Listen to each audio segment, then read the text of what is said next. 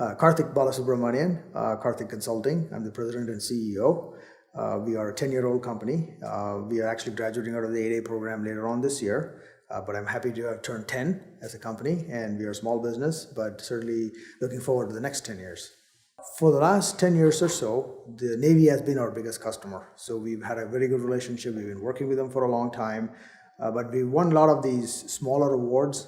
But one of the things that helped us when we started the Accelerator program was that it talked about mature capture process, making bid, no bid decisions. How do you team? How do you do solutioning? So as we were going through that, and we had just gotten into the STARS 2, the 8A STARS 2 contract vehicle, and this was very valuable for us from a timing perspective. So we were able to apply a lot of those concepts in and finding the right teaming partners and excellent. And so, like I said, I'm very happy to say that we won a 4-year, $23 million deal just in May, which was phenomenal. It really changes the trajectory for us as a company. So the timing is very good, and we learned a lot, and we were able to apply it right away in one of our contract vehicles. My mentor was Matt McShay, who came out of the IC community. So it's interesting. So we, as I was saying, we are a DoD contractor. So most of the work has been in the DoD space, and we have a top secret facility clearance. So most of the work we do is cleared work. But we've never done work in the IC community. So it was nice to have a mentor who can kind of give you the perspective of how the NSA, the CIA, and other parts of the government work that you don't really know about much and how they do. So it was very valuable to spend time with him to understand and talk to him about his success, what he had done, how he grew. And he used to be at Microsoft, so we had a connection with each other in the past. So that I used to work at Microsoft, so we shared some stories, and he has really made some great introductions for me for us as a company, in other parts of the IC community, of others that he knows who are still in the business. He's retired, but it's very nice to know somebody like that. And so we've been reaching out to them, working with them, and there are some opportunities we are chasing in the IC community that we wouldn't have done before that. As a small business, being in business for 10 years, we've gotten a lot of emails and letters that come in that people say, hey, we can help you with capture, we can help you with the proposal. It's, based on what you win, we'll give you templates, marketing, all kinds of stuff, right? So you don't know what's valuable, what's not valuable. And, obviously you learn by experience, and sometimes you start somewhere and it does not take you to where you want to go. But the thing I really liked about Accelerator360 was that they're teaching you how to do the business development rather than just telling you, we'll take and help you with this particular opportunity, because what happens to the next opportunity? So the whole program is built around how, as a company, you can build the capabilities inside the company with the right people so that the knowledge stays with the company. It becomes part of the process and the culture of the company, rather than we used a consultant who helped us with some things. They put a team together, we won, but then how do we replicate that for the next time? That was not there. So to me, the breadth of having capture of more thorough bid, no bid decision process, how do you assess, how do you know you are making progress, how do you evaluate these things? And even the solution session was fantastic about, the Wolf Den think right or think, draw, write. So I want to think about the solution, then draw it out in a picture, and then write words around it. So some of the innovative ways of looking at the bigger picture was very valuable. For me personally, or for us, the thing that was very valuable was one of the earlier discussions they had about what adds value to a company. So you work back, not all revenue is the same.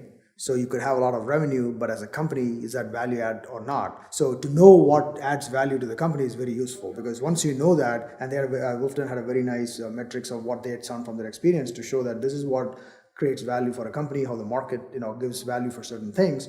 So then it's easy to work back from there and say, well, you want to do prime work, you want to do unrestricted work, you want to do these kind of things. So knowing that and then going through the process, then how do you make the decisions, right? So then the question came about, when you have 10 opportunities to look at, how do you decide which is the right opportunity? What is the quantitative way you can go through this and say, it's not a gut feel, or I know somebody, therefore I should go bid it, but it's about, have you done the work? Have you done the capture? Do you know what life cycle is the acquisition in? So that you know whether that's the right time to do or not. So it gives more discipline into the process, particularly as you become a larger company.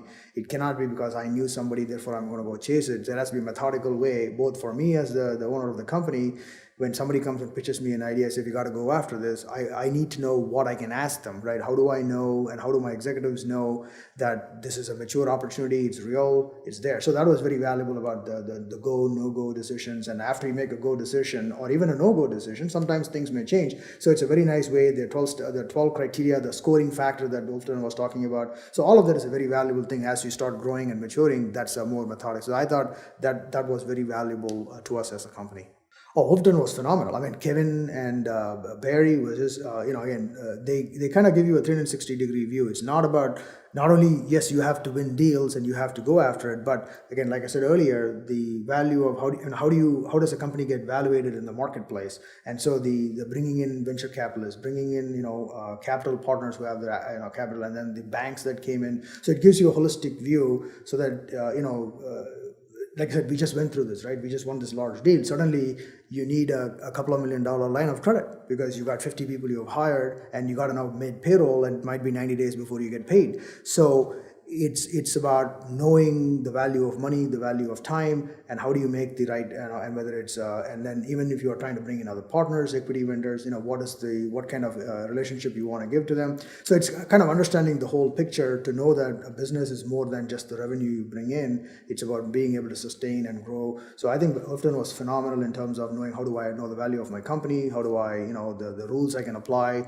for bidding, no bidding decisions, developing a pipeline, where do you go look for the data, so that you can go to these various government and other sites and look at them and put a holistic picture together to know that whether that pipeline is really, that opportunity in your pipeline is matches your skill set or your capabilities, and if not, what is the gap, and how do you go find the right teaming partner that will help fill the gap so that you can make a more intelligent decision about going or not going on an opportunity. My executive team certainly was part of the whole 4-month process, so they've attended all the various sessions about whether David Kriegman was phenomenal, talking about his experience, the zipper principle, how not only do you have to have the relationship at the project manager level, your project manager with the government, but up and down the chain, whether you're a sub or a prime. On the government side, you have to have something comparable. The exercises that he was giving about, multiple org charts, and say that if this is what your company looks like, this is what the government looks like, how would you map your management for that program so that there's a direct relationship from you to the government or from us to the prime contractors or whoever, because you never know when you need those relationships to be called into play when there's a question on a subcontract or to the government.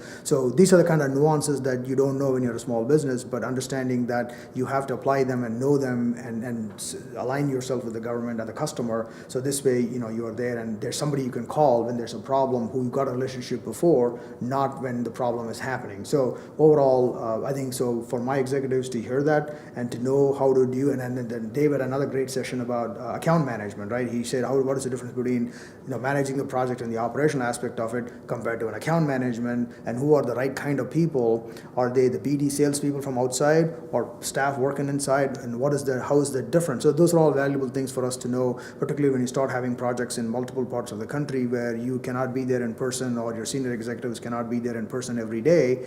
Then how do you know what's happening? What is the ground truth that's happening on the other side, and who can be that account manager type person for you on those projects or those contracts where your executives are not able to go there every day or meet with the customer every day. So those are all some valuable insight that I thought was very helpful to my staff. Knowing the methodical process for a bid, no bid, as to how do you evaluate it objectively, to know the facts, when is it in the life cycle, how did we know about it, and taking our past performance and scoring that. And they had to write in a great spreadsheet with some formulas that kind of takes you through this and say, are you a prime, are you a sub, how long do you know the customer, and when did you catch it in the life cycle, is it a pre-RFP, where are you at, and how long. So these are the kind of things, and it scores them all up. And so by the time it comes, you have a nice objective score and says that, look, if you are in this range, it's probably a yellow, but you still have some time, go see if you can improve them. So it's not about a gut instinct of, I know somebody, I may call somebody, I'm going to go visit somebody, but it's all more objective and say, is this opportunity, should we just be a sub? So I thought that whole process of being more methodical, data-driven, so that it's easy to compare one opportunity against the other and say, what is the best use of time and money? Because the last thing you want to do is go after something because you felt like, or somebody thought it's a great thing because I have a relationship. That might be helpful, but you got to have the rest of the story in place to know that that's the best use of the time and money. As a small business, a lot of times when you have an 8A or something like that, the ability for direct sole sourcing is certainly very tempting, and it's good, and certainly we benefited from that.